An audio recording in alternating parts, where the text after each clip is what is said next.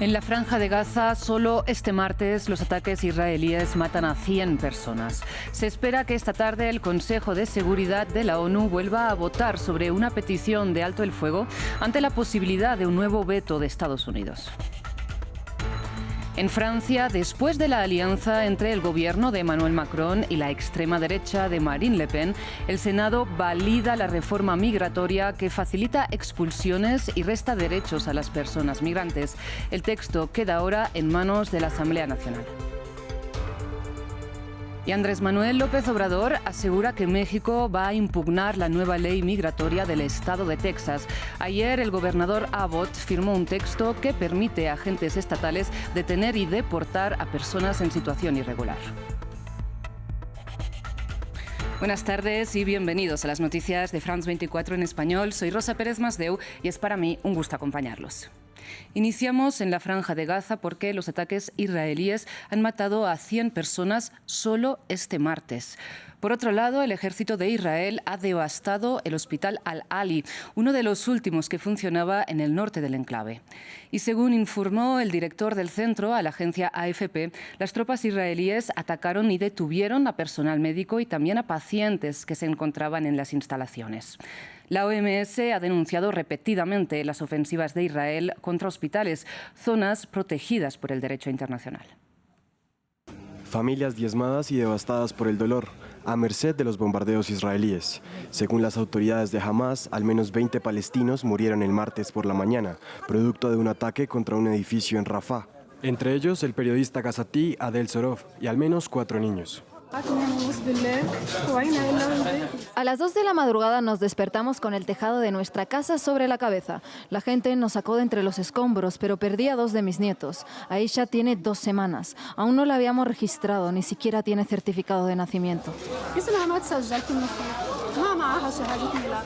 Más o menos a salvo al principio del conflicto, la ciudad de Rafah, paso fronterizo del sur de Gaza con Egipto, sufre ahora ataques aéreos diarios del ejército israelí. Muchos de sus habitantes se habían refugiado allí para huir de los combates en el norte y el centro de la Franja de Gaza.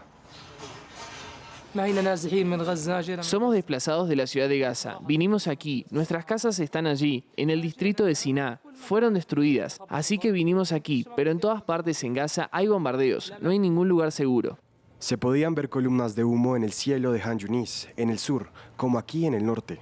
Israel no ha dado señales de una tregua, a pesar de los constantes llamados de la ONU, las ONG e incluso su aliado estadounidense para que no afecte a los civiles. El número de muertos se acerca ya a los 20.000, según el Ministerio de Salud de Hamas, y la situación humanitaria es cada vez más catastrófica, a pesar de que Israel abrió el domingo un segundo paso fronterizo para permitir la entrada de ayuda. Y el asedio total de Israel sobre Gaza ha dejado a la población sin electricidad, privándola de la capacidad de informarse a través de televisores o de Internet. Para muchas personas, la manera más accesible ahora para mantenerse comunicadas son las radios con pilas. Empolvadas y antiguas, las radios en Gaza ganan protagonismo. Un teléfono inteligente hoy en día en la Franja de Gaza es casi inservible. El problema es el casi nulo acceso a electricidad por el asedio de Israel. Sin la posibilidad de enchufar un televisor, una computadora o navegar por Internet en un celular, el único vínculo con el mundo exterior y las noticias del enclave es una pequeña radio a pilas. Todos los desplazados de Gaza y Rafah quieren estar informados de los ataques. La mayoría utiliza la radio. Ya no hay radios. Los depósitos de Gaza que las almacenaban han sido bombardeados. Cerca del 85% de la población ha sido desplazada por la ofensiva sin precedentes de Israel sobre Gaza. La mayoría ahora vive en campamentos improvisados en el sur del enclave, con una necesidad imperante de estar informados sobre la avanzada de Israel. Pero cuando las radios desaparecieron de los estantes, muchos, al igual que Mohamed Ahmed, compraron celulares antiguos únicamente para sintonizar alguna frecuencia. De momento sigo escuchando la radio en hebreo, mantengo a mis hijos y vecinos informados de lo que pasa. Escucho la radio en árabe y en hebreo, luego hago una comparación. La mayoría lo ha perdido todo. No saben dónde serán los próximos ataques ni cuáles son las zonas seguras. La radio es la única aliada en una devastada Gaza. Cambiamos ahora de información porque en un momento en que tanto la ayuda de Bruselas como la de Washington están en suspenso, el presidente de Ucrania, Volodymyr Zelensky, se declaró optimista respecto a la victoria de su país frente a Rusia. El mandatario dio su última rueda de prensa del año frente a un decorado con la bandera de la Unión Europea después de que el bloque aceptara abrir negociaciones para la adhesión de Kiev. Un proceso que, sin embargo, podría durar años. Nuestra enviada especial tiene los detalles del acto. Fueron 2 horas en las que el presidente Volodymyr Zelensky respondió preguntas tanto de la prensa nacional como extranjera. Era su último encuentro con la prensa antes de que termine el año y a pesar de que se habló de múltiples temas, hubo algunos temas que fueron transversales y que fueron saliendo durante esta larga conversación. Uno de ellos es la movilización de nuevos reclutas que pasarían a integrar al ejército ucraniano, un tema que es bastante polémico en este momento en Ucrania, y también de su posible división y desencuentros con el jefe máximo del ejército ucraniano, Valery Zaluzhny. Él dijo que no era una cuestión personal, se le ve incómodo cuando responde sobre este tema, pero dijo que sí había varias preguntas que él le había hecho a la comandancia del ejército que tenían que responder no solamente sobre actuaciones en el frente de batalla y lo que viene después, sino también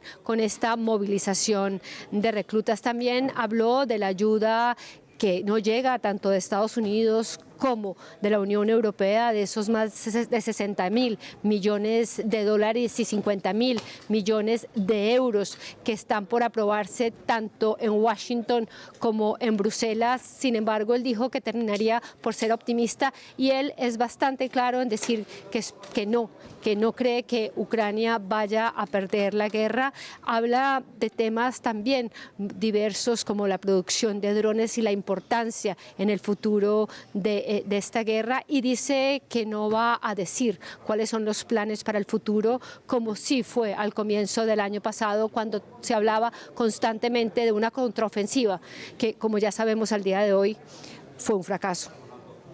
Cambiamos de información, pasamos a Francia, porque el Senado ha aprobado la restrictiva reforma migratoria después del acuerdo alcanzado entre el Gobierno, la derecha y la extrema derecha. El texto, que establece prioridad para los franceses en varios servicios públicos, pasa ahora a la Asamblea Nacional. Y la líder de la extrema derecha francesa, Marine Le Pen, celebró una victoria ideológica, mientras la izquierda lamentó la debacle moral del Ejecutivo. Recordemos que tras ganar las elecciones, Emmanuel Macron asumió públicamente que muchas personas lo votaron para evitar la llegada de Marine Le Pen al poder.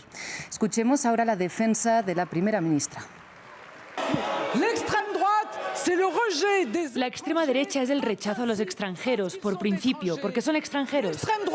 La extrema derecha es la preferencia nacional. Creemos en la integración a través del trabajo. Queremos seguir formando talentos y difundiendo nuestra cultura, acogiendo a los estudiantes internacionales. La extrema derecha es la negativa a acoger, incluso a aquellos que están en peligro. El derecho de asilo está en el centro de nuestros valores, señor presidente Chassaigne. En otras noticias, México va a impugnar la nueva ley migratoria del estado de Texas, según anunció el presidente mexicano Andrés Manuel López Obrador. Y es que este lunes el gobernador de Texas, Greg Abbott, firmó la ley que permite a las autoridades estatales detener y deportar a las personas que entren irregularmente a su territorio, competencias que recaen sobre agencias federales.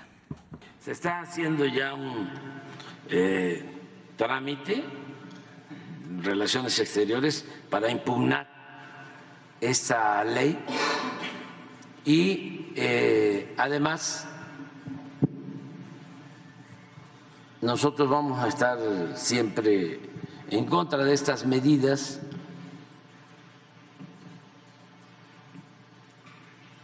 Decirle a nuestros paisanos y a los migrantes que vamos a estarlos defendiendo, que el gobernador de Texas actúa de esa forma porque quiere ser candidato a vicepresidente del Partido Republicano en Estados Unidos y quiere con esas medidas ganar popularidad. Muchísimas gracias por su atención. Hasta aquí las noticias.